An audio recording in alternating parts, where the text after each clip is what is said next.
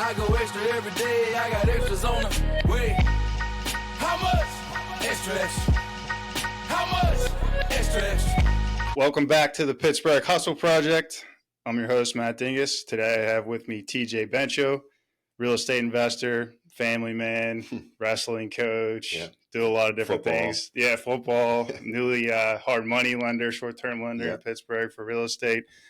Thanks for coming in, man. Appreciate it. Thanks for having me on, Matt. Absolutely. You are at the leading edge of real estate investing, selling real estate, all of that here in the Pittsburgh market, and it's an honor to be sitting here with you today. Thanks, brother. Appreciate that. Yeah. Well, I want to jump right into it. All right. So you have a history of mostly being self-employed. You were entrepreneur pretty much since you were younger, right? Since you were a little kid pretty much, and then getting into your 20s and 30s, you were still an entrepreneur. Yep. And then you jumped into a W-2 job with City Life that everybody knows, and now you're an intrapreneur, which we'll get into a little bit more. But what were the challenges with that? From how hard was that transition? Because most people, especially in real estate, their whole thought is, I want to be self-employed. I don't want to work anymore for a W-2 job.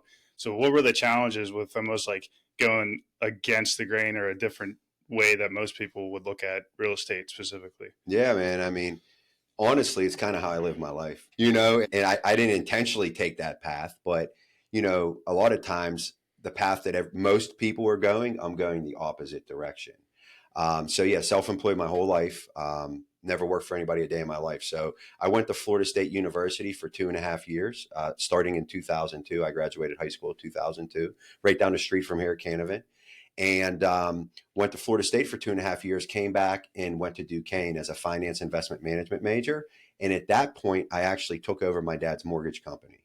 So that's starting my junior year of college while I was full-time at Duquesne. I owned my own and ran my own mortgage company. And that was before 2008 when you could print money in the mortgage industry. Yeah. And we just sort of grew that and did well in that. And while we were doing that, we built another business that we were bringing people from all over the world to invest in Pittsburgh real estate. We were working with our team to find the deals, and then we were renovating the deals and property managing the deals. So that was my journey up until about 6 years ago, 5.5, 6 years ago. About 6 years ago, Brian and Casey kicked off City Life. And Casey's older brother, Sean, was my high school quarterback at Canevin. And he suggested that me and Casey sit down and talk just to collaborate. Never did I imagine I would go from self-employment to employment. Yeah. But what happened was I really bought into the vision of City Life to build happiness, transform lives, and strengthen the community. Mm-hmm. If you ever, and I know you have, if you ever talked to Casey and Brian about, the vision and what City Life's all about, I really got enthralled by that. A big part of that too was my kids were getting older. As a self-employed individual running property management and renovations, those are the two most time-consuming industries there are. I was working about 70 to 90 hours a week. So I'm in the 10 years of coaching football, 10 years of coaching wrestling. So I would be there physically, but I wouldn't be there mentally. Okay. And kids spell love Time. So they were starting to see that I was distracted on a regular basis. Yeah. So with buying into the vision of City Life and knowing that I needed to figure out a way to not be working so much, after 6 months of talking back and forth, I jumped in. It was hard. It was hard mentally. That's why part of the reason it took 6 months. I was mentally, I was bought into the vision after the first meeting. Part of it was my ego. I thought so. Yeah. Right? Yeah. It's I'm self-employed. I've never worked for anybody a day in my life besides when I cooked for Mama Lena's when I was 15 years old. Pizza shop. Yeah, the pizza shop. The best pizza in Pittsburgh, by the way. Rob Crabia, that's a shout out to you, man. But so besides that, me and my dad, even my junior and senior year of high school, we had our own lawn care business and we owned it jointly. That's the way my dad taught me, and that's the way I teach my kids. It was a really kind of an ego thing. After getting over that and buying into the vision, it was we pulled the trigger. And I'm the type of guy, me and my wife, we prayed on it. We're faith, family, fitness, and then business after that. And so after me and my wife came to that agreement, after a lot of prayer, after a lot of conversation, there's no looking back. Once I make a decision, it's all right, It's time to go. So you had to kill the ego and Yep. kind of put that aside and just like, no, like this is what's best for me and my family, and then kind of go full force ahead. 100%. City life. My family's my number one ministry. I got to do what's best for them, Yeah. right? I got to provide, and I got to be there emotionally, physically, mentally, and that's what happened. Now, it might have been harder for a lot of other people in a different scenario. The cool thing about the way it worked with City Life is instantly, because when I was on my own, I grew and sold off 2 property management companies. And we knew that if we wanted to accomplish what we wanted to accomplish, we had to have the best property management company out there. When I joined City Life, we owned 50 units. We now own over 1,000 units. In order to do that successfully, it all rolls down to property management. You know that. Yeah. No matter how you buy, no matter how you renovate, if you don't have the right property management, it doesn't matter. So Brian and Casey put me in a position to run and build and grow the property management company. And they were there to support me while at the same time allowing me to build the team, build the processes, build the systems, and run it as if it was my own company. Yeah. So they gave you that freedom that you had as a self-employed individual. You came into City Life and you still had that freedom to kind of act as an owner. And that's kind of where I think the intrapreneur word comes in. How do you define that word exactly? Exactly what you said. You have to have the right owners or the right leadership team to allow that to happen. It took time to build trust, of course, right? They put me in charge of a huge portion of what they were doing, really overseeing their portfolio. So I had to build trust. I had to show them that I'm reliable, that I buy into the vision, that I believe in the core values. Our core values are let's go, we got your back, extreme ownership, and the red sweater based off Mr. Rogers. It's all about happiness. Once they trusted me in that, what entrepreneur looked like in our case, I can't speak for others, was me running the business. Of course, I had this support there of the ownership when needed and guidance, and I was challenged. One of the things that I didn't enjoy about my self-employment setup was I didn't hire well. I didn't hire up. So although they were all awesome people, and they still are, I hired my cousin, my mom, my aunt, my grandma. They all helped me. They loved me. They supported me. And at the same time, usually what I said went. Yeah. Whereas when I joined City Life, I got challenged on my decisions. Yeah, it made me grow. It made me think. It pushed you more. It pushed me outside whereas of my before, you were the one pushing yourself constantly, right? Yes. You didn't really have anybody pushing you. Whereas when you joined City Life, you still had that freedom of being an entrepreneur and running those different parts of the business. But now you have Brian and Casey to kind of push you and motivate you and do different things. Right? 100%. Yeah. Why do you think, like, for a business owner or like Brian and Casey in this example, why do you think it's so powerful to hire somebody that's an intrapreneur, where they have that like entrepreneur mindset, but they're in your company?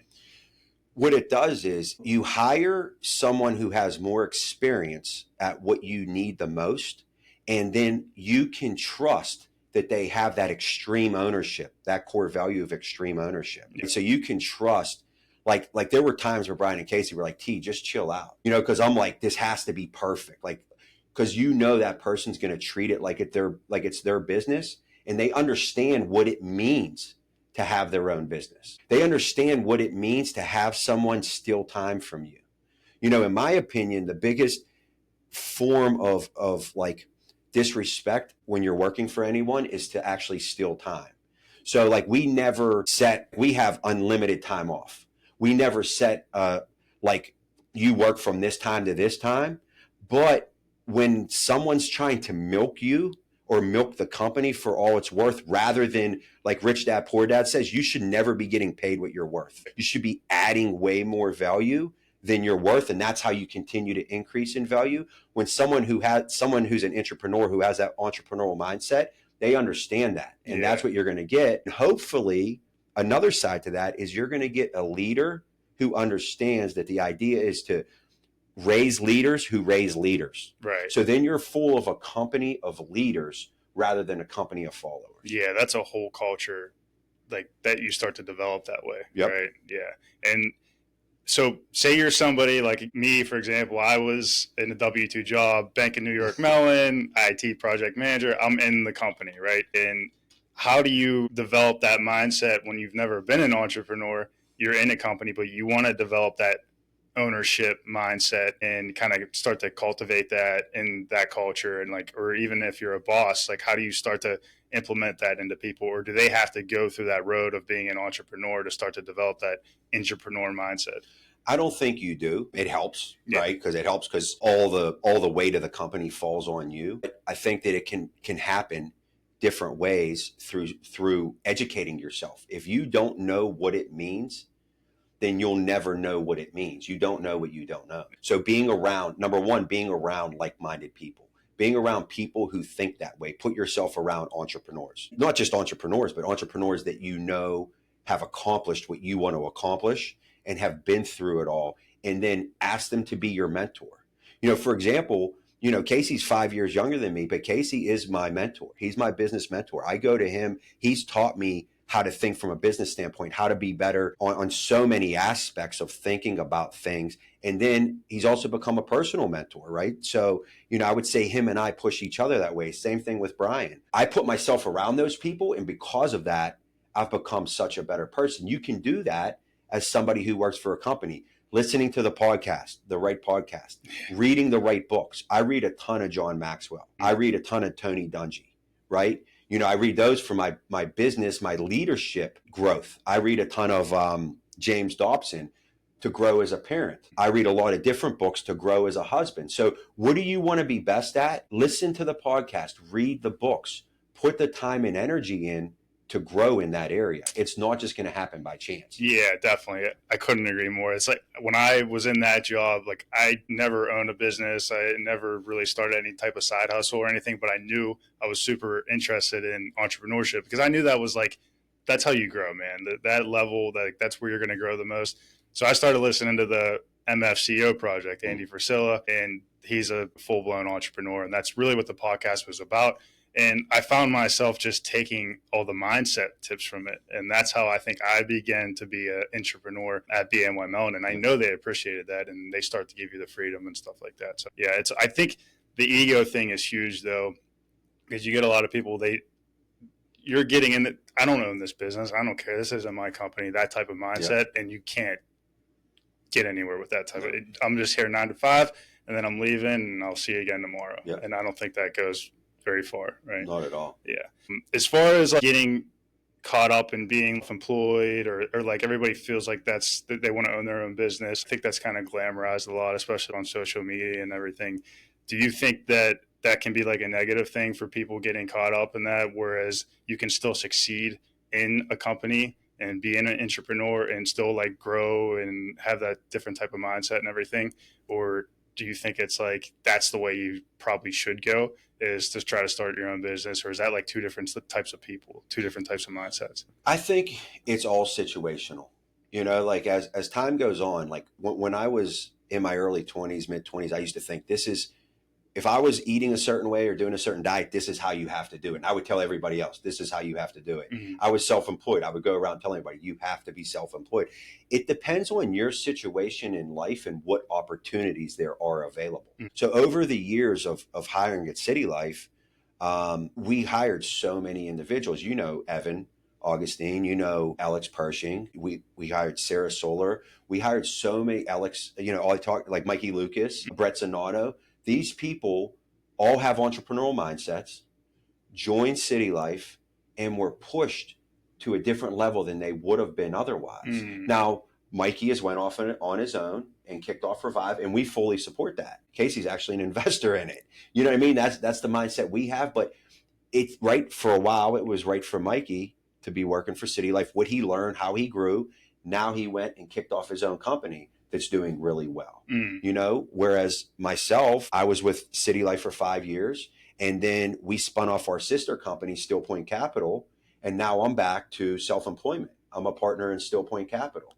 So for a period of time, it was right for me to be my life self-employed, then employed, now back to self-employment. Oh, I didn't even realize that. Yeah. Okay. I didn't really put that out there. So I knew that was going to be dropping a little bomb on you. So it's kind of neat, right? Like that's the journey that I've gone down. Now, Evan's been with us for 5 years, and Evan and me are business partners. We buy. So that's the neat thing too about when you mix in the real estate investing, because you and I both know real estate investing is a business of its own. A lot of people think in real estate investing, I'm just going to do this on the side. Yeah. But if you treat it like a side hustle, you're going to have a real hard time. Oh, yeah. Yeah, you have to own it, and you have to run it like I always call it a hospitality business. That's the way I like framing it, because you're giving people a home or whatever the case may be, or you're selling them a good product if you're flipping. So that's kind of how I look at it. So, yeah, you have to own that as a business in order to be successful, I think. Yep. Yeah. So Evan, he was in corporate America, came to us 5 years ago, grew tremendously, started his own company as an employee of City Life, started his own company, which is his real estate investment company. Yeah. And started growing his own portfolio. And then Evan and I started partnering as we continue to grow our own company of real estate investing. So you see there's a mixture there, but it's, to answer your question, it matters on the individual, the life circumstance. One's not right, one's not wrong. Yeah. And I think, to your point too, like the way, especially City Life, how they have this culture of developing that mindset. I think if you're in some larger company, some of these larger banks or whatever, corporate world, right? It might be harder to, unless you have like a really good manager or something, it might be harder to develop that mindset. Whereas like, I think probably like the smaller companies like City Life, when you started, it's probably a little bit easier to start to see and get inspired by people around you. You're a little bit more motivated. Yeah. Whereas if you have 8 dotted lines going to you in a larger company, it might not set you up for that type of mindset unless you already have it already. So representing City Life in general, they started small. You got really big. You started developing all these different companies off of it, right? You're obviously going to start taking negative feedback and other.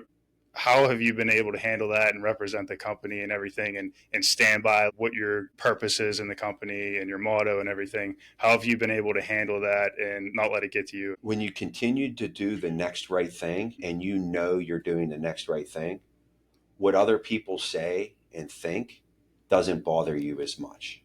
Sometimes you do have to, speak up for yourself. You don't want to be a doormat, but you don't get caught up in all that. That's one of the great things about Brian and Casey. I've seen these two human beings time and time again make the right moral decision over the right business decision. I don't want to say the right business decision, because the right moral decision is the right business decision, but what looks like the most financially beneficial decision in the moment versus the right moral decision. I've watched that happen time and time again. So like, we've been operating on EOS, Entrepreneurial Operating System, for 4 years now. Well, City Life has. I'm no longer with City Life. I'm no longer on the leadership team now. I'm fully focused on Still Point Capital, which I'll explain that division in a moment. It's not really a division, but we're sister companies. I'll explain that. But what has allowed us to is we hire and fire based off our core values. So 4 years ago, we identified in writing our mission.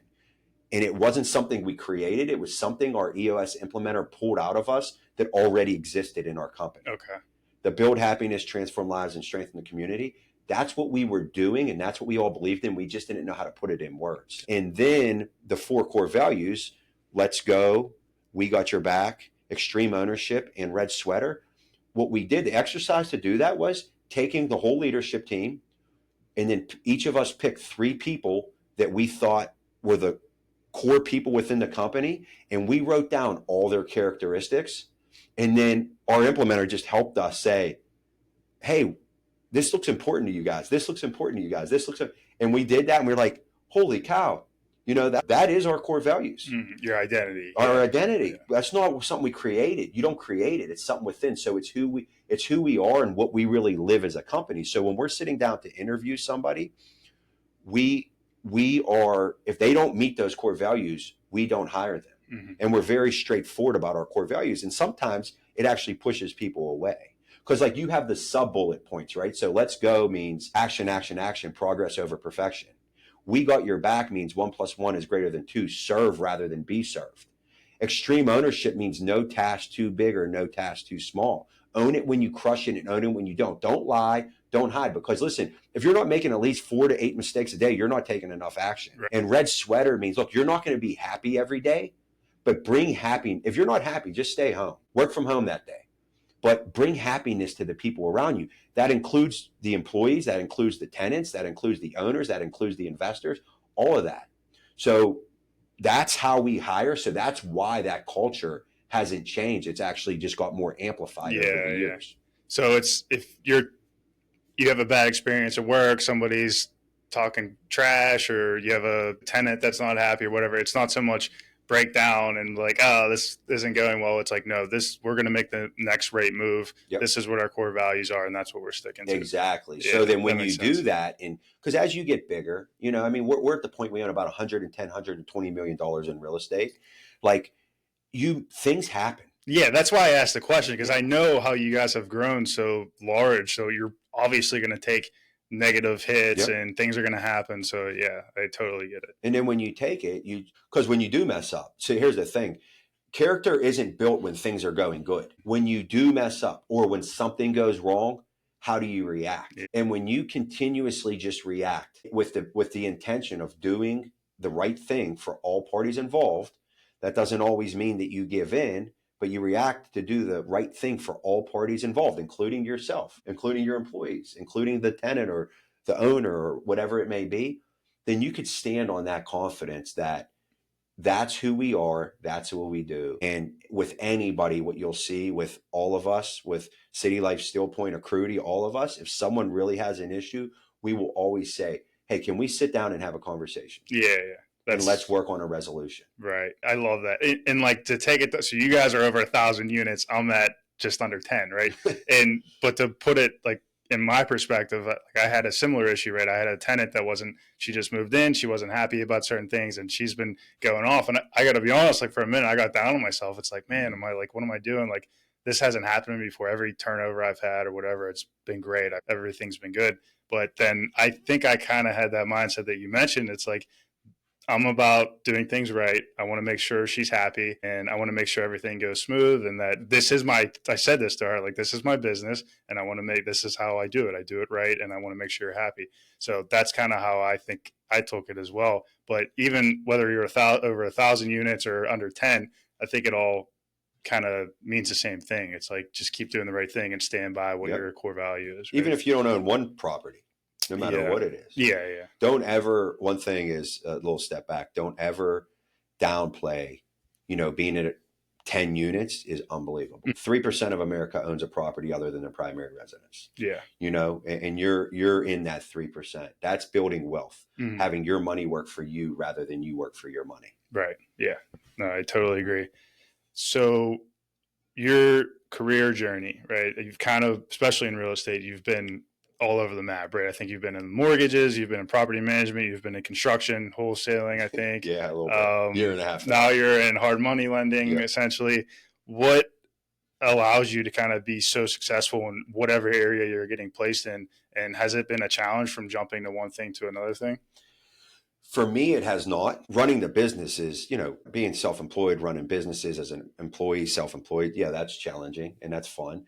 But as far as movement for me, I've always just looked at it as the next challenge. And it's kind of neat how it's gone over the years. Each thing I've done has built on to the next, right? So if you think about it, like running my own business, when I did, I had a marketing company. I would travel and get on stages in Australia, California, New York, and speak about Pittsburgh. I can speak very well about why Pittsburgh is a good market because I've done that for years. Telling my family history, I still do that all the time. My great-great-grandmother came over from Croatia in 1895 and bought our family's first property in 1925. Having that history of running property management companies set me up to come to City Life and run a property management company. Yeah. Having that history of running renovations set me up to run a maintenance team and do turnovers, while at the same time building my own real estate portfolio. I'm quite a bit older than you, I believe. I own 20 single families, right? So I've grew my portfolio bigger and I've shrunk it down. I've learned what I like and what I don't like. Yeah. Just for me, I like that 1,100 to 1,400 square foot home, single family. I sold all my multis during COVID. Nothing against multis. Some people love multis, but I've really honed in what I like. So then there was a year and a half span between the end of 2022 and 2023 where we had a wholesale company. We did really good. It took us about 3 months to ramp up. And then in 2023, we did about 1.2 million in wholesale fees, right? We were successful there, but regulations changed in the market. And we just figured out for us, like, we don't want to be in the wholesale game just because build long-term relationships. Yeah. Wholesale tends to be a little more transactional, although there's a lot of positives to it. But from doing that to going back to the property management, running that again, and now I raise capital now and I lend capital. At Steel Point, I am so much more knowledgeable in these wholesale transactions that are going on and in the different markets as a lender. Yeah. Because I have all that experience. You understand all the pieces. All of it. Yeah. So when I'm underwriting a deal, like I can see it from, I don't want to say every angle, but most angles. I could see that deal from most angles. Yeah. For the lending, just for people that don't know what he means by raising capital and lending out, if you're going to buy a flip, TJ has a fund where you pull in other investors, you create a fund, and then if you, a flipper that goes and gets a property and you want to flip it, you call TJ, you borrow the money from the fund, and then you pay them back, and then you pay back your investors with interest, right?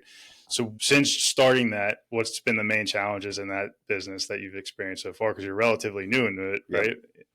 The demand for our product. Okay. I mean, you just borrowed from us, and a lot of people in your office are borrowing from us and referring us for clientele. So we raise capital onto one aspect, so let me take a little step back if you don't mind. Yeah. So City Life, for 6 years, we focused on 5 things, really. We focused on real estate investing, property management, renovations, raising capital, and lending capital. Most people don't know we've been lending for about 6 years now. Okay. We just never marketed it heavily. It's kind of neat. We started off only lending to our employees.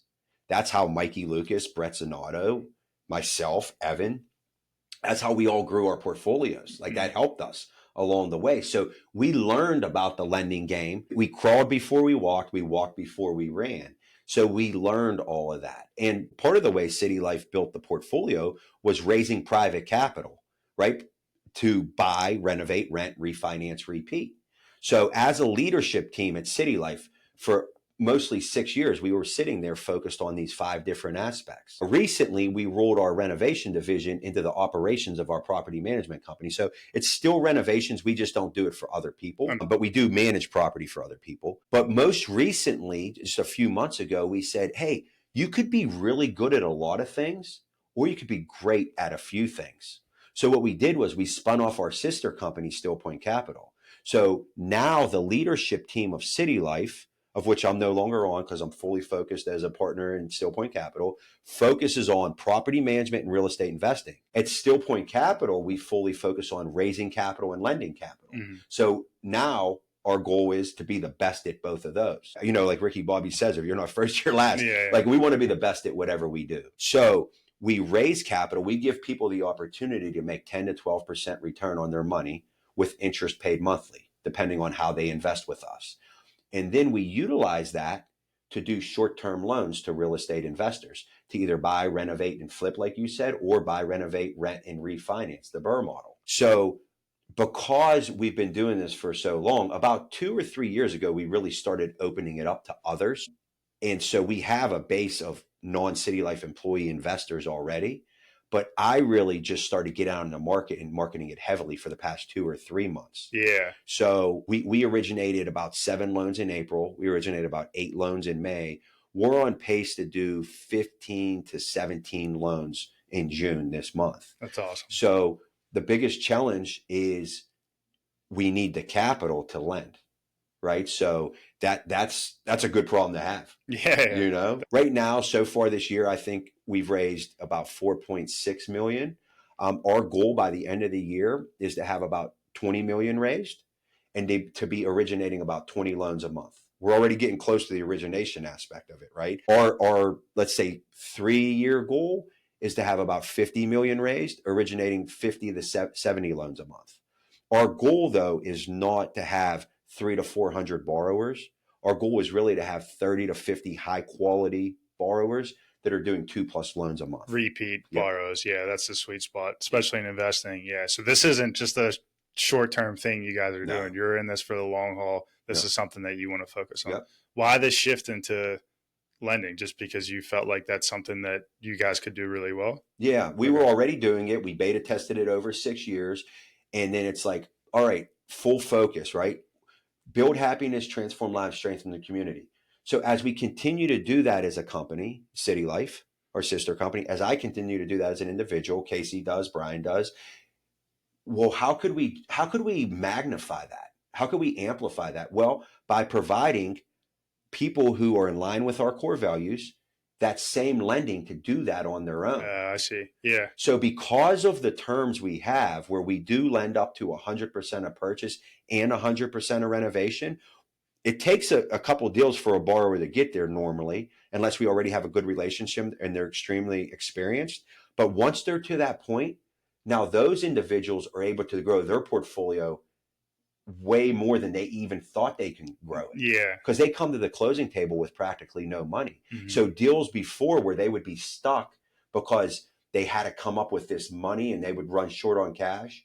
Now by working with us, they're able to get unstuck and amplify that. And the people we work with, we make sure that they're on the same path of really doing a nice job and providing a nice home. Yeah. So you felt like you guys were lending within your company and you were able to strengthen the community and that type of thing. But now you're expanding throughout Pittsburgh. Exactly. And so you're able to kind of just continue to raise the bar and expand that. That's cool. Yep. That motto or mission statement that you keep repeating, what is it again? Build happiness, transform lives, and strengthen the community. Why is that so important to you? Because all companies have a mission statement. Yep. Nobody have I ever heard say it as much as you do and like live by it. Like you even texted it to me last night, which I think is so cool. And I know I'm sure like Brian and Casey like really appreciate that because it's really hard to come by.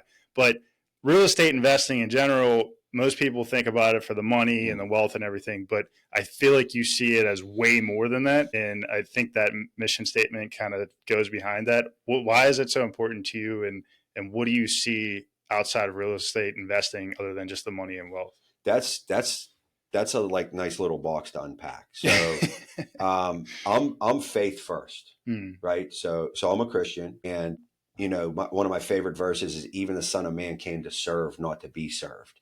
So when I'm looking at what I'm doing every day in life as a coach, as a football coach, wrestling coach, as a parent, as a husband, as a business individual, as a friend sitting here with you, like while I'm doing this, I'm thinking like, how am I having an eternal impact?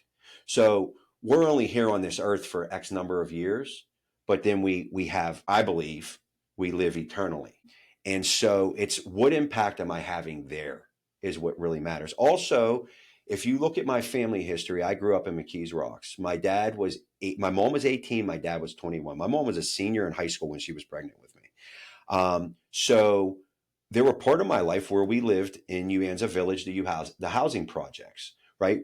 We grew up not with a lot. And most of the homes I own and a lot of homes City Life has are in McKees Rocks. I know I grew up, my mom and dad were president and secretary of the Stowe Rocks Little Vikings. And so I know how a lot of landlords and how a lot of people treat people that are in lower income neighborhoods.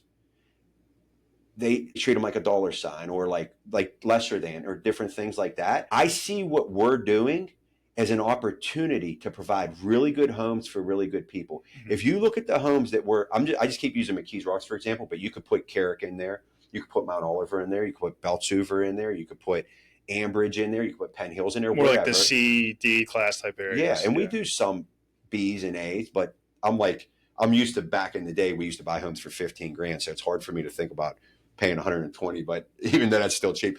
So when you look at the homes we're doing, you're talking about either newer painted cabinets, you're talking about quartz countertops, stainless steel appliances.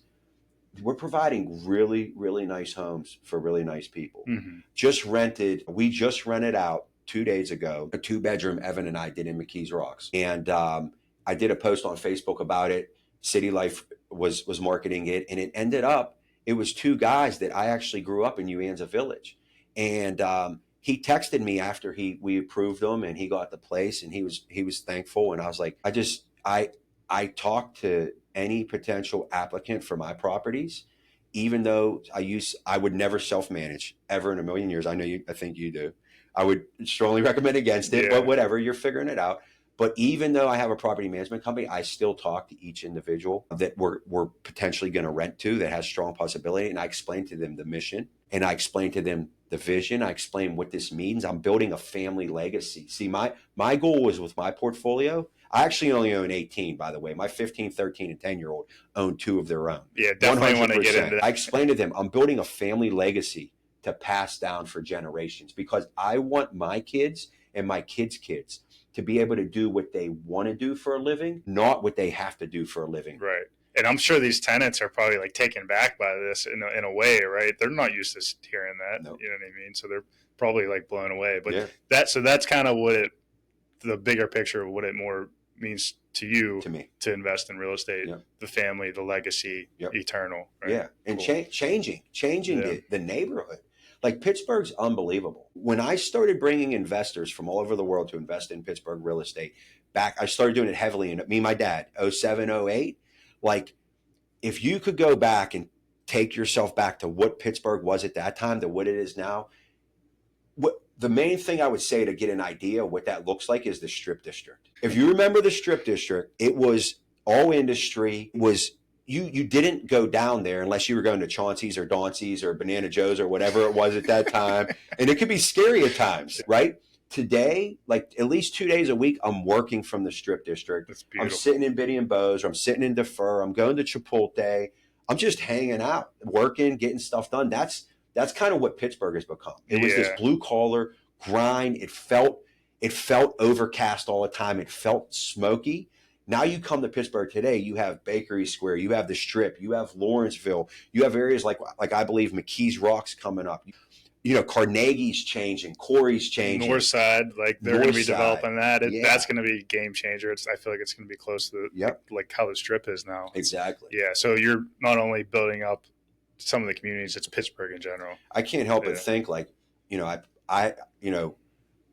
I've played a role in that. I've been able to play a role in that. You know, I brought thousands of investors from other countries and other cities to invest here. That's really cool to think about. And then being a part of city life, like being on my own, there's no, 1 + 1 is greater than 2, right? And that's what we've done is over 1,000 units in 6 years. Like, come on, that's unbelievable. That's an impact right there. Yeah. That's what that is. Yeah, that's really cool. Going back to the tenants, I want to hit on that just a little bit because, again, you have a little bit different of an approach than I think most investors do with that. And I love that you like personally connect with them. I think that's actually the big reason why I don't want to ever have a property manager right now, because I like having that, that's understandable, like that direct contact with them, but you do it either way. So that's interesting to me. But for like your screening and the relationship you're building up front, you still have to screen these tenants and make sure they're good people. How are you going about that as a more like practical approach for screening tenants? Because I know that's really important to you, and you know that managing the properties is probably the most important thing as far as investing goes. The most important thing you can do is put extreme high focus on your tenant screening. So your largest cost as a landlord is tenant turnover. My biggest recommendation to any landlord is let your property sit vacant rather than rushing the wrong person into the property. So I told you from about 02, 04 to 08, I had my own mortgage company. So our screening process was sort of built off of the mortgage application, right? So you're running your income, you're getting proof of everything. You're calling your landlord verifications. Your prior landlord verification is more important than your current landlord verification. They're both important. The current landlord might tell you what you want to hear if they want the person out. Prior landlord's going to tell you the truth because they have nothing to lose. So you're verifying employment, you're verifying the right income, you're verifying. And then when you look at the credit, I'm not credit scores don't scare me. I'm on the content of the credit. What makes up the credit. So a lot of people who are renting for different reasons. And some of those reasons is that, their credit might not be great, so they might not be able to get a mortgage. But what happened? What caused that credit to get bad? Was it because when they were on campus at whatever university, when they were 18 to 22 years old, they were giving out T-shirts? If you filled out this credit card application, they wanted a free T-shirt and made a bonehead move and then went to the bar and bought everybody in the bar to tab. And now their credit's jacked up. Sounds like you have some experience with maybe that. A little bit. Maybe a little too bit. detailed. That might be true. Down at Florida State. But, is that why? Or like, did they get in trouble and like, maybe it's a T-Mobile account or, some sort of cell phone account? That's less worrisome to me than Is it a Duquesne Light collection? Is it a Columbia Gas collection? Because if it's a utility collection, then they probably skipped out on a place, right? So that worries me a lot more, and just being who I am, like if you owe child support and you have a collection for that, I'm like, come on, man, really? But so it's like the content of the credit matters more than those kind of things. Gotcha. Yeah, that's interesting. History, of course. Yeah, of course. So I don't beat anybody up. I mean, I'm very open about it. I have in November 14th will be 20 years clean and sober, right? And if you would have seen like the stupid stuff that was on my criminal history in my early days, like people make mistakes. So I'm not holding anything against anybody. Yeah. But if you have these criminal things, I'm going to ask you about it. Like that's the thing. To screen a tenant good, you have to have thick skin. You have to be willing to ask hard questions. So I'm going to ask you about it. And if your response is reasonable and explainable, then it's like, okay, that makes sense. Like, look, that was 3 years ago. I was whatever. I had a kid. I changed my life. Here's what I've done. You know what I mean? Yeah. That's reasonable. Or if the person's response is, I don't remember it, wrong place. That wasn't my fault. Like, oh wait, you got 3 possession with intent disorderlies and it wasn't your fault. Like that's someone who doesn't meet any of those core values. Extreme ownership. Yeah. Always related back to that. You know? Yeah. I think, like you said, like having an understanding that people mess up, you know what I mean? Like, cause you've been there, I've been there, we've all messed up. And it's like kind of relating to that, but you're really like digging into the tenant screening, right? Like you're looking at all these things. I know like credit scores, I usually just look at the score. I'll dig into it a little bit, but if it's too low, I'm usually like, no, like on to the next one. But probably when you're investing in areas like McKees Rocks and those types of CD areas, you're probably dealing with that a lot more than you would if you're in a different area, AV, right? So, well, it's the whole profile too. Like, right, if you have a lower credit, but then, all right, you can show me like 2 months of bank statements that you've been sitting there with, you're someone who proves you can save money. Like it's about being responsible. That you have to look at that whole picture, in my opinion. Yeah. It's not black and white. It's like there's a picture. Where do you fit? I want someone who's responsible, who cares about the neighbor. I ask a weird question sometimes to someone I'm talking to. I'll be like, if there's garbage on your friend's sidewalk and you're walking in your house, what are you going to do? Yeah. Now, most people are going to know the answer I'm looking for. They're going to give it, but you'd be surprised. Like some people would be like, I'm not picking that up. That's not mine. To me, that's an automatic disqualifier. Yeah. Like what do you like? Come on. I think to me, that's always been the most important thing, other than the piece of paper with their application, is actually talking to them. And I love meeting them in person. Like I love like getting just the gut feeling from them and then going from there, because I feel like meeting them for 10, 15 minutes, just on a tour, just asking them simple questions, see how they're responding. You can usually get a good feel out of people. So that's been my approach too. I want to lend you more money. Here's why. I want to do like the reason why you and I click is because like we've actually never had this conversation, but just hearing you say that tells me that you care. Mm-hmm. You care. Provide good homes for good people. You're improving the neighborhoods. You care about the neighborhood and you care about people, right? Because you're meeting them, you're talking to them, you're listening to them. Most people don't do that. Most people just want to be heard, ask their questions, qualify, boom. You go there, you spend your time and energy, which you're a busy individual and you got a lot going on. You do all that. That's huge. That's why someone like yourself, who's self-employed, who is growing your own portfolio, doing cool things like this podcast, like you manage your own properties, like you're the rarity. So I 100% understand why you manage your own properties and think you should continue to do so. Some people are like W-2 employee working 50, 60 hours a week, then trying to manage on the side. That can be really, I mean, those people I don't mind because I end up buying their properties anyways. But they can't handle it anymore. Yeah. They're selling it. Yeah, I know exactly what you mean. I want to jump into your story a little bit because I don't want to dismiss that because it's really cool. And you just mentioned it. You're almost 20 years sober, which congratulations. That's insane to me. Like I know how difficult that can be and everything. And then your power of the faith behind you. I want to jump into those couple of things. For the sobriety, what was that journey like? Mm-hmm. What was like the time where you drew the line in the sand? What was that turning point for you and how hard was it?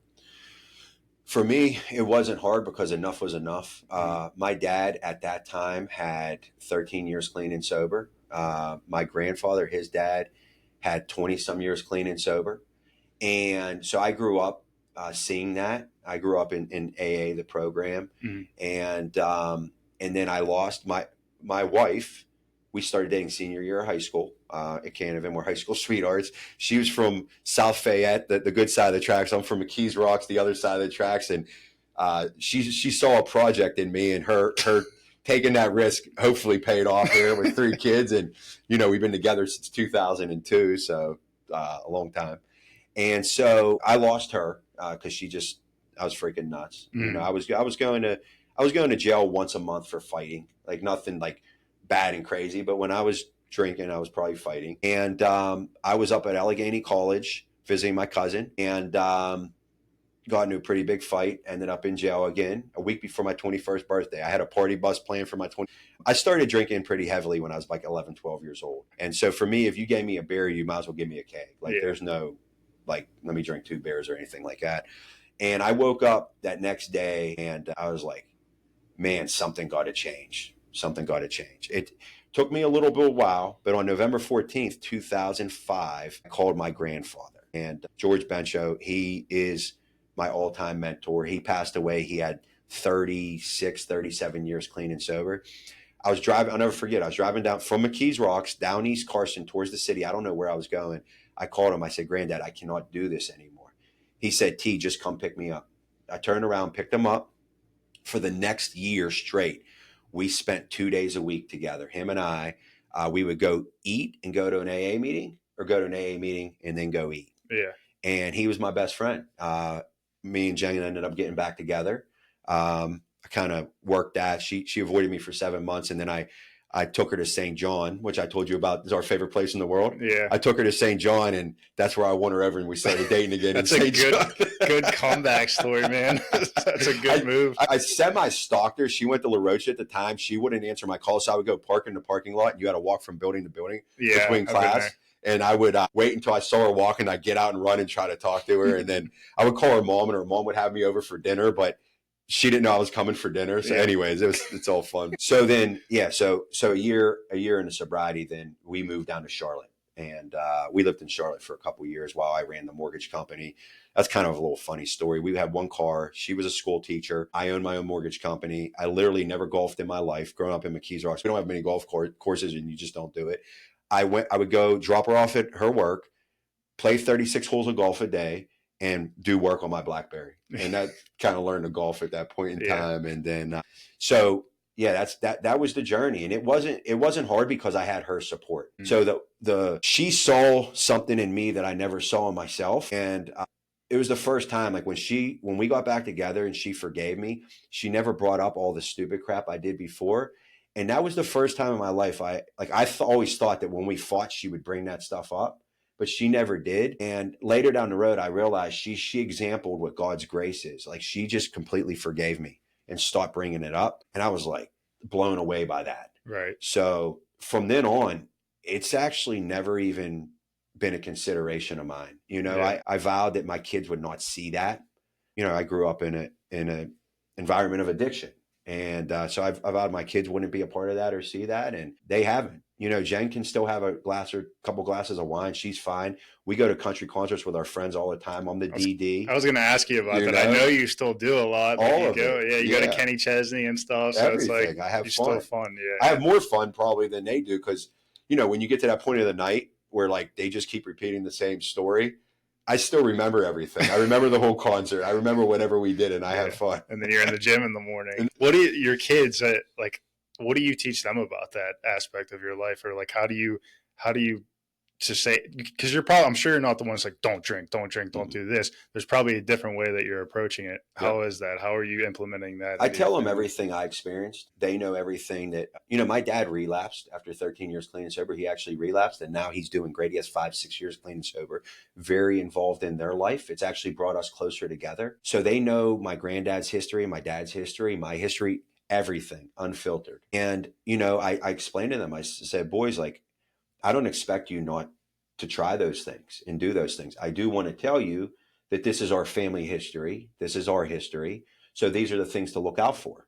And me and my wife, very open with our kids. You can tell us absolutely anything.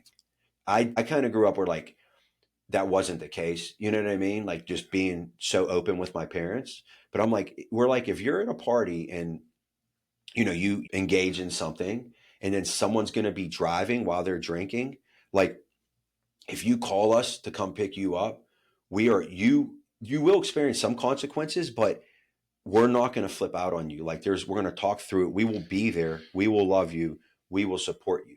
Yeah, I think that's huge. It's otherwise, if they're scared of you, they're not going to tell you anything. And No. and whereas you're more open and you just want them to tell you things. It's funny. Like I was the way where I hid. Right. I didn't. If I was out drinking when I was younger, I didn't tell them. But my little brother, he's 16, and he's starting. You know how it is when you're 16 in high school and everything. But he tells them everything. He's like, "Hey, I'm here. Probably gonna have a couple of beers." Like he's so open, it's unbelievable. You're probably blown away by that. They love it. I mean, yeah, they are. But I think it's like that's the way to. I feel like that's the way to approach it as a parent, man. It's like keeping that communication line open is the best way. And I think that keeps them safe. And then you guys trust each other. Yeah. You know what I mean? So that's you feel like that's been pretty effective so far. I believe so. Yeah. It seems like it. I mean, a lot of people talk about how respectful our kids are. We're extremely tight family. Mm-hmm. Thomas and Luke have both been baptized on their own choosing. Tucker's 10. He's starting to talk about that idea. We're in a family group it's called YouVersion, an app where it's like a Bible reading app where we talk, like we're all in it and we all read a reading plan every day. We've done that for like the past 2 years. So I think so, and only time will tell. All we can do is Jen and I, we can love them. We can share. We mess up. That's the other thing I tell the boys. Like I mess up. Like sometimes I lose my temper. Sometimes I'm short tempered, and then I'll tell them like, hey, listen, daddy makes mistakes. And if you ever, because what we do is we idolize our parents naturally. You do what they do in a way. Like, yeah. And you think they're superheroes. But I say, like, I'm just a human being. I'm going to mess up and I will apologize when I mess up. And if I don't, please let me know. And no one lets me know when I mess up more than my 10-year-old Tucker, who is me to a T. So God gave me him as a reflection. If you look at him, he looks just like me and he acts just like me. I'm an only child. So he's the youngest. So we got some similarities there. And he'll be like, Dad, you really messed up. And I'll be like, all right, dude, you're right. He's keeping you accountable. I love it. Yeah. I love it. How has your faith and your religion and everything played a part in like your transformation from when you were younger and then when you were going through those hard times through now? Huge. I mean, just, I believe God's in control of all things, right? So I got saved 3 years into sobriety. So about 17 years ago and about a year before Thomas was born or so, like somewhere around there. And it's been amazing to have that, just to know that it all doesn't rely on me, that I rely on him, but it's still up to me to do the next right thing. Like I have a choice in the choices I make today, but at the same time, like it's not, and also at one point in my life, I believe like it was my role. Like when I first got sober, like I was trying to get everybody sober. You know what I mean? When I first started to believe in Jesus, I was trying to make everybody believe in Jesus. I know exactly what you mean. I knew exactly what you mean. Yeah. Like I had like a thing with me when I was younger, probably not that young, 25, 26, where like I totally changed, right? I had a similar path to you, I think, where I was going out too much, drinking too much and making a lot of mistakes, getting in trouble. And one day I just flipped, right? Yeah. And I'm not very religious or anything, but I love asking these questions because I kind of know where you're coming from with it. But it flipped, and I remember like talking to everybody, like, "No, you got to do it this way. You got it this way," and you think you're like the one that's going to save everybody or something. I don't know what that is, but like I know exactly what you mean. So you started kind of preaching it and everything, right? I think sometimes you just you know what it did for you, and you just want other people to experience it. Right, that's it. But it also puts a lot of weight on you and drives people away. Yeah. So, what it's done for me is just give me a peace, a reliance, an eternal perspective, start to put things into perspective. Like, right. So I'm not going to lie. Like I like to be financially successful. I don't think that's negative, but my value doesn't lie there. Yeah. My value doesn't lie in me as a business professional. My value doesn't lie in how much money I make, how much real estate I own. My value lies in the fact that I'm a child of God. So because as you're headed down the journeys, professional and personal journeys you head down, there's failures every day. There's failures every year, sometimes big, sometimes low. It doesn't beat me up as much now.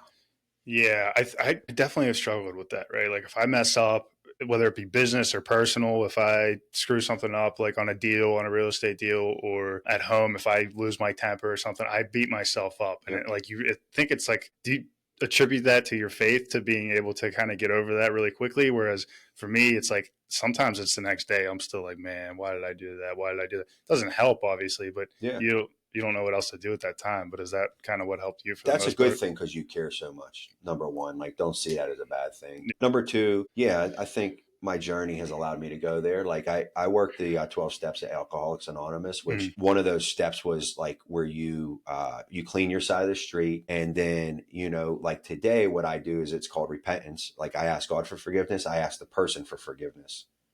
And then I try to turn and not do that anymore. Okay. So like for me, I'm a real practical person, right? So I like to what are my practical steps? When I take those steps, I know I'm getting better. So it's not about the mistake I made. It's been like, how am I going to make that mistake make me better? At the same time, not disregarding how it impacted the other person. That's the hard part is like my wife, for example, I lose my temper, whatever it may be. It's like, oh, hey, I apologize. I'm trying to get better. We should be past it. Well, not everybody responds that way. Yeah. So having the over time, and I'm not great at this at all. Over time, allowing that other person to feel what they're feeling and just like feel it for however long they need to feel it, not on my timeline. I'm working on that one. It's like, why aren't you over it yet? Like, we're over this. we had a 2-minute conversation like that. Yeah. Well, you've taught yourself how to get over things quick and forgive yourself and ask for forgiveness. So you want to move past it quick, but you have to let other people feel it, is what you're saying, right?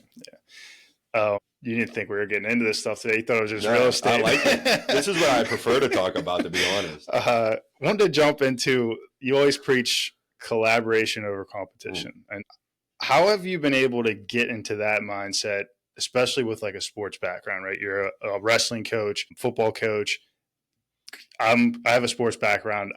Competition has been, my life. Like I love it, right? I love beating the other person as much as I possibly can. And then you get into this real estate business world where you have to practice more collaboration. How have you been able to shift that mindset into that? Because I know, especially for a man's nature, it's really hard to do that. Yeah. So it's the plenteous mindset over what's called frugality mindset, being frugal. So like in the sports world, for example, West Allegheny Wrestling, we're pretty high level wrestling, and we have some really good wrestlers on our team. And we have some big competitors at different schools around us, like Cannon Mac, like South Fayette, like Burgestown, like all the school Derry, like all these schools around us, although Derry's AA, we're AAA, but we end up training with all those people, right? And when you bring the best in the wrestling world, when you bring the best to train with the best, it pushes both of those individuals to a next level. I see. It really does. I mean, you can't get better at wrestling unless you're training. It's called drilling. Unless you're drilling and wrestling live against the best competition, that's where you get better. You don't get better by wrestling. A wrestling match in high school is 6 minutes long. You don't get better in those 6 minutes. You get better in the hours and hours outside of those 6 minutes. Yeah. So when it comes to the business world, for example, when we have people come speak at the Power Hour, our networking event, or like when we had our wholesale company, and we had Matt Simmons come speak with us. We never saw it as competition. In this game, with us doing our hard money lending, Jake Barnes does hard money lending. We work together and send him clients on the back end for the DSCR, and it goes both ways. That's when you start to know that and see it, there's more than enough business out there for everybody.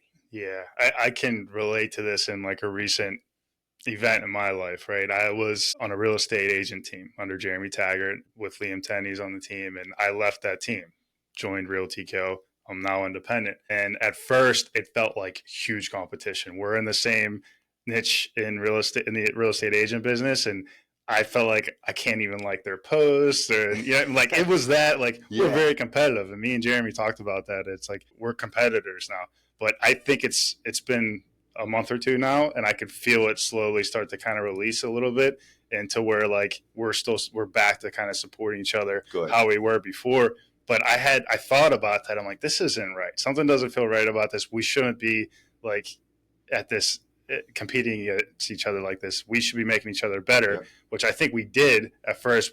It definitely lit a fire under my ass. You know, I'm like getting back into things and starting podcasts, social media, everything, right? Yeah, you knew you needed to step up your game. Yeah, it did. But now I think it's getting to a point where now we're able to call each other now and say, hey, like, can you help me with this? Hey, what are you doing here? Whereas before it was like, no, like I'm going to beat you down. I'm going to stomp on your throat type of thing. But is that kind of how you look at it? It's like, yeah, you're competing in a way, but we can make each other better at the same time because there's so much business out there. We don't need to just shun that person or just beat them down in order for our business to grow. We can both grow at the same time. Is that kind of how you're looking at it? Yeah. Let me go back to the wrestling, for example. So there's a wrestler out of Cannon Mac that my son, they're both freshmen. They've been competing against each other for like probably 5 or 6 years heavily. They always end up being in the same weight class. They will practice and they push each other hard at practice. They drill hard. Sometimes when you go live, it gets nasty. And then they're texting each other, right? They're boys. Okay. And then when they have to, guess what? There can only be one state champ. When they have to wrestle, when it's wrestling time, Thomas is trying to rip his head off and bring it to me in the corner. Like, that's what it is. Yeah. Then after the match, shake hands, we're boys again. Same idea, right? Like, you need that. That competition is so healthy. You're continually keep the competition to push each other to be better. You're competing on a deal. If you know you're both offering or you have your buyer both offering, all right, we're not texting right now. I guess it's like a match. Okay, all right. We're going after this deal. You know what I mean? Yeah. Deal signed, it's over. All right, how do we sharpen? How do we get better? How do we drill together to get better? Yeah. You know, and to go, like, I love what you just said, because that competition, you're actually like right in line to repeat it again, build happiness, transform lives, strengthen the community by bringing, believe me, I travel the world bringing investors to Pittsburgh to invest in real estate. There's people want to be in the Pittsburgh real estate market. Yeah. Our housing prices are amazing. Our economy is insane with the healthcare industry, the medical industry, the technology industry, the education industry. Like, people want to be investing here. So there's more than enough out there for everybody to be had. But the more that you're working in collaboration while competing simultaneously, you're driving our market to continue to grow. Yeah. So you're helping everybody's investments go up. You're helping my investments go up. Right. Yeah, I love that, because I think we're getting stuck in like the small mindset of there's just us two or us three or whatever that looks like, whereas you're like, bring it up to the big picture of the whole city and the whole market, and that's a whole different story. Yep. Yeah, I love that. So I got a few more things I want to jump into. Yeah. I want to be conscious of your time, but I got to hit on these few because I know you're going to have good input on these. So for your self-improvement, your career, you're always wanting more, right? And something else you preach a lot about on social for sure is like being grateful. And this is something I know I've struggled with, is like always wanting to get better, always wanting to improve, but being like grateful for where you are and who you are. How have you been able to shift that part of your mindset? Because I know that's probably tough when you were younger. Maybe it's gotten a little bit better as you're older. Or it's good. I mean, I have tattooed on my arm right here, the journey is the destination. Yeah. Right? So trying to enjoy the journey the whole time. Someone who's as goal-oriented as I am, you tend to get fixated on the end goal. But guess what? When you get there, there's the next end goal. So if you stay so fixated on that, you miss the journey along the way. Yeah. And sometimes when I'm posting about it, I'm talking about it, I'm doing it. Like in my morning prayers, I always start off with gratitude. Mm-hmm. It's to help me remember that. It's to help me continue to remember to be grateful for Tucker when he's 10, Luke when he's 13, Thomas when he's 15. The marriage we have right now. Because guess what? 15 years old, you're 3 years away from going to college. Like, we're going to be down to 2 kids in the house on a regular. Like, that's insane to me. Yeah. Right? But my wife will tell you, she will make the comment, when is enough enough?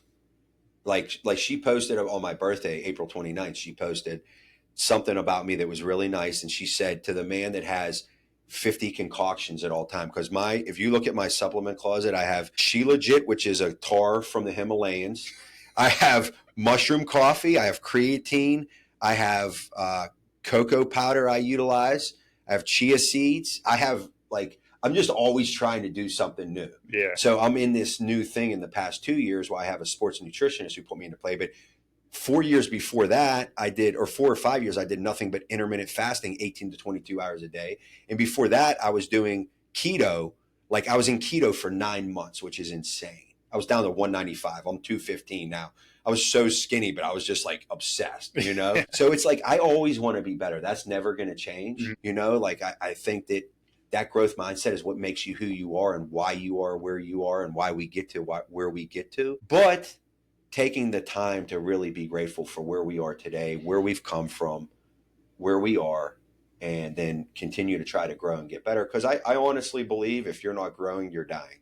Yeah. Like I do believe that. Yeah, I don't know another way. Like that's what I wake up and I'm fixated on every day, like is growing, getting better in every aspect of life. Like you're talking about nutrition, fitness, business, your relationships, everywhere. And I think sometimes I'm so fixated on that I lose that sense of gratitude, which it sounds like what you do to stay focused on that is just implement it into your practice every day. And that's what you're waking up with. And that's what you try to carry through without your day, right? Yep. Okay.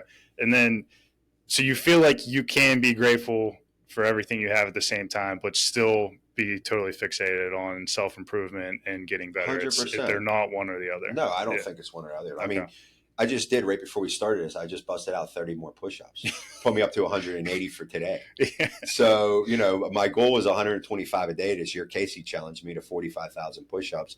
Right now I'm averaging 184 a day because I committed to 125, but all of a sudden that's not enough. I try to cold plunge every day. Soberg and whoever Kiar say you should only do 11 minutes a week. Well, that's like, you're only supposed to do it every other day or every 3 days. Well, I try to do 6 to 10 minutes a day because it hurts more and it's more painful. Yeah. You know what I mean? I feel like if I'm hurting more, then I'm getting better. Like I know that's not true, but that's the way my mind works. But at the same time, yes, you can do both 100%. I mean, for you, for example, I would say that's saying, hey, I went from corporate America to self-employment, that whole journey of growth to almost 10 units or 10 units and beyond, and the amount of clients you've helped over the years. Think about that. Right. Like really, really putting that into like perspective. Mm-hmm. One thing that I did early on, I don't do as much anymore with the kids. By the time they go to bed, me and my wife try to get like 30 to 40 minutes of TV in or just talking and then fall asleep. But, in the morning and night, just journal a little bit. Yeah. Journal and like, you don't have to have structure to it, but try to like journal a little bit about what you're grateful for. And then just open it up to some things that are on your mind. Just that little simple practice might be 5 to 10 minutes, but it really gets you thinking a different way. Just creating that habit in your day, Yeah. I think is probably the key. And that'll help you keep that mindset moving forward. Yeah. Your family, I want to jump into that for sure. I know that's really important to you, obviously, you've been talking about. And you seem like one of the best at the, whatever you want to call it, the work-life family balance, right? I could tell like you're trying to perfect both areas of your life there. How do you feel you've been so successful at doing both? It seems like to me like you kind of integrate both. Like it's not like you have work here and then your family life over here. It's kind of like you pull it all together. You're giving them time, like you mentioned, that's the most important thing, but like you've brought your kids into the real estate world, you're showing them investing. Has that been like a major key for you, is just kind of integrating them and not keeping them separate? Yeah. Or do you still keep them separate? No, integration. Yeah. Thank you for the compliment. That's amazing that you believe that. I'd say I still have a long, long way to go, but I call it work-life integration. Okay. So if I'm in the car with my kids and Matt Dingus calls me for lending or to talk about anything, but let's say business-wise, that's on my Apple CarPlay speaker. And the kids know, hey guys, listen to this. Yeah. They're learning conversations about lending. They're learning conversations about, let's say Evan calls me, owner relations, about a resident at one of our properties that there's trouble. Boom, that's on speaker. We go early on. You could find pictures of my social media of us demoing 447 Elm, one of my rental properties, me, my boys, and my brother-in-law. Like literally, we didn't need to. We were going to pay someone to do it. It was take your kid to work day. went out there, like what better to do is at the time, I think Thomas was 8 and Luke was 6. Sledgehammer, we're busting out a porcelain tub, cutting a tree down. Loved it. But learning that hands-on. So it's about the work-life integration. There's times I'm in the wrestling room coaching wrestling, and something comes up from the work standpoint that needs handled. Like I have to walk out. Same thing with coaching football. Same thing with home. I don't have a run. I've never run as self-employed or employed. I've never run a 9 to 5. It's just life in general. My wife, you may or may not know, you might have heard of it, Lucy Lane Staging and Styling. I have, yeah. Top staging and styling business in Pittsburgh. My wife was a special ed teacher by degree. That's why we moved to Charlotte, because when we graduated high school, you couldn't get a teaching job in Pittsburgh because all the teachers were tenured. Mm-hmm. So which means they could have done anything and not get fired. So we went to Charlotte. She got her own teaching class. She had her 5th grade class. We hung out down there, enjoyed life. It was tremendous. When we had Thomas, we moved back home. When we came back home, we had Thomas. She went back to work. She had a special ed job at Environmental Charter School. And then we had Luke. And after summertime, she went back and she called me crying one day, said, "Hon, I can't do this." I said, "Put in your 2 weeks." She was done. She was a stay-at-home mom, which is the hardest job in the world, hands down.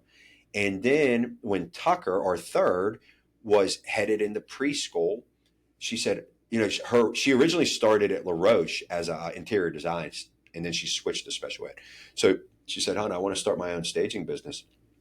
I said, "That's amazing." She took 6 months and built her own website, built her own pricing sheets, figured everything out. And she launched that, I think it was 4.5 years ago now, during COVID, just thinking, maybe I'll get a staging once every month, once every other month. Blew up off the bat. I mean, she is, if you see her stagings, which you've probably seen, they're unbelievable. Yeah. I'm so proud of her. And so the kids see that. There's times where our boys go, we rent a box truck. It's a Saturday, Sunday evening of a weekday. We go destage a house. We go to the warehouse, load up the box truck and stage a house. It's family time. Even though you're working, it's still family We're time together, in a way, right? And yeah. they're learning that from mom and from dad. They've seen the transition from self-employment to city life, and they've been a part of all that. They consider my son now, like, I don't know why these teenagers these days wear to school like gym shorts or sweatpants and a golf shirt. That's the style right now. Oh, I didn't know that. With slides with socks. Like, that's what they wear. He wears his city life, his still point.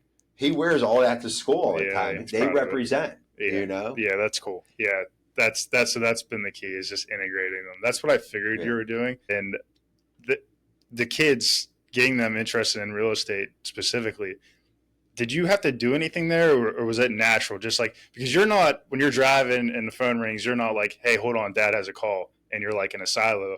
It's like, "Hey, listen to this. Like, this is important." Did they just naturally start asking questions? Because you got to obviously explain that how they're investing in real estate too. You can't miss that. But how did they get interested in it? I think it was just from seeing it. Yeah. When they were younger, I bought with their own money, cash, their first real estate investment property. They didn't know anything what was going on. 429 Alexander in McKees Rocks. They own cash. It had a tenant in it that I had placed in there years before for somebody else, which is crazy as a property manager. They bought that property cash, and it cash flowed from day one. And then that tenant left, and they had to put like another 20 in at the turnover, like 15 to 20, their own cash. I did all that for them. But the whole time what I did was I told them what I was doing. And then I would show them when City Life Property Management would ACH the money, I would show them the money come into our account, comes into our main account, and I would show them the rental statement that went along with that. Yeah. I mean, this literally takes 5 minutes. And then I would show them, we would tithe 10% of that to the church and then split it out, the rent minus the tithe, split it out 3 ways into each of their own individual bank accounts. So they started seeing that for years. Okay. Come advance down the road, they're like, Thomas and Luke started talking like they wanted to do it. Well, I'm a board of director on the Boardroom Mastermind, which is one of the largest real estate masterminds in the country. The Boardroom Mastermind has every couple quarters, there's a meeting every quarter, but every couple quarters they have what's called apprentices of the boardroom. That's for 12 to 20-year-old. So last summer in Seattle, I took Thomas to that. It was 2 days of him being in a completely separate room, just learning what it means to be a real estate investor, compounding interest, all this financial stuff that our kids should really be learning in school. Yeah.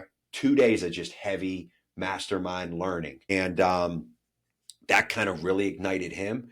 But the one who's most interested is Luke, my 13-year-old. Yeah. He's never been to one of those. He's just very creative. He's very he just bought 3-year-old grapevines, and we built this huge trestle for him to grow Concord grapes on the side of our house. Like he does. Where did you even get that idea? I don't know. He started cooking when he was 5 years old. Okay. You know what I mean? 2 years ago, he made beef Wellington from scratch, the best thing I ever tasted in my life.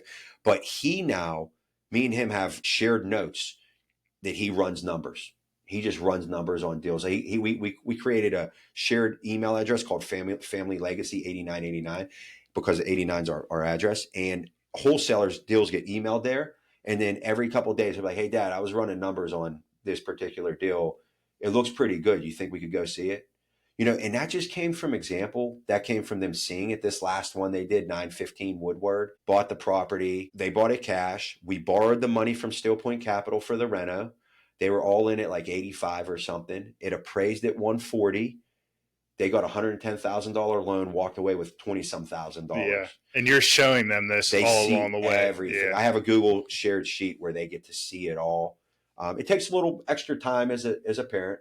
There's times when Luke or one of them comes to me to evaluate a deal or go see a deal. I'm like, I've been talking real estate that's what I do. I talk real estate all day. Every day. I walk home. I walk in the house. I'm like, all right, let's chill. And they're like, hey, Dad, can you evaluate this deal with me? I'm like, all right, let's do it. Yeah. You know, you got to be willing to get out of your comfort zone because it's a short-term investment for extremely long-term gain. Yeah, I'm sure your mind's like, no, I don't really feel like doing this right now, but you immediately think, no, I need to spend this time with them to take care of it. And it's really cool that they're interested, honestly. Like, I think that's really hard to come by. Our brothers are, I don't want to say the C word, but they're competition. If you didn't know, I think or my brother and they started like a grass cutting business, right? So my brother, 16, he started a grass cutting business as well. But I think that happened though. Like I would take him to properties and show him different things and show him what I'm doing on the real estate. I always send him stuff. Like if we buy or we sell one, I'm like, look, this is what it looks like.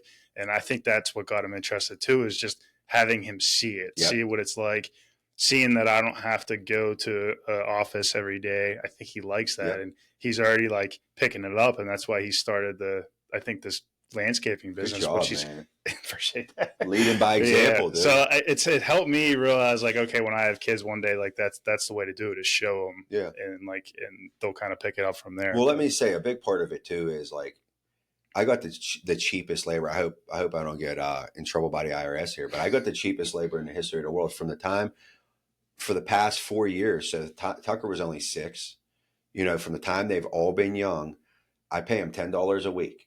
For $10, so $30 a week between the three of them. I pay them each $10 a week. I haven't taken the garbage out, emptied the dishwasher, done a dish, picked up dog poop, cleaned the countertops off, and there's a couple more things they do. Yeah. Each of them does X amount of things. So them having to earn that responsibility,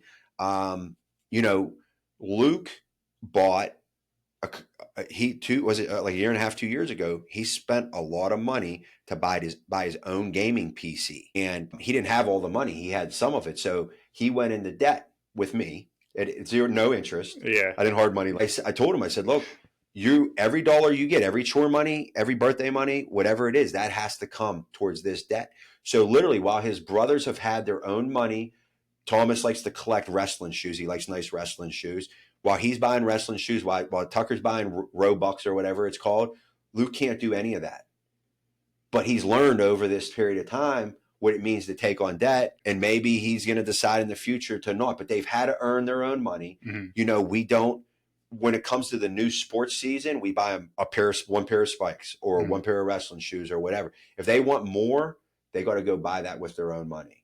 When it comes to like video games and whatnot, Christmas, birthdays, if that's what you want as a present, we'll do that. Throughout the rest of the year, if you want it, you have to go buy it with your own money. Yeah. So it's learning that reality and not just giving them everything they want. TJ, real quick before we get out of here, tell us a little bit about what you're doing with Steel Point Capital and how you can help investors out there right now. Yep. So there's two different ways. We can help borrowers grow their portfolio or grow their wealth through flipping. So we provide up to 100% of purchase, as you know, up to 100% of renovation. There are even times with our highest quality borrowers that we will finance closing cost and interest.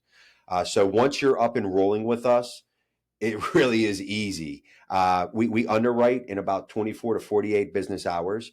From all of our experience of me buying real estate since 2004, my family buying real estate since 1925, City Life buying real estate over the past 6 years, from 0 to over 1,000 units, we're really able to underwrite from experience. We understand what the borrower needs.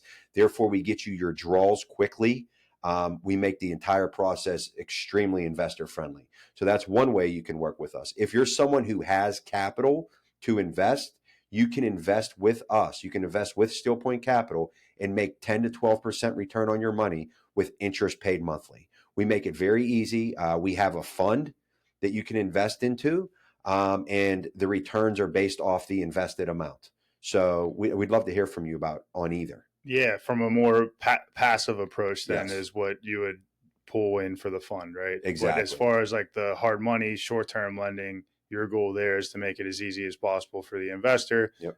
As far as the draw process and even just the underwriting up front. Yep. Right? Okay. 100%. Awesome, man. Hey, TJ, thanks for coming on, brother. This has been a pleasure. I enjoyed it. It's been amazing. Yeah. It's been amazing. And sorry that I did most of the talking as far as like not asking you a bunch of questions, but I'm looking forward to getting to know more about you, continuing to build a relationship. I feel honored that you had me on here. I don't take that lightly.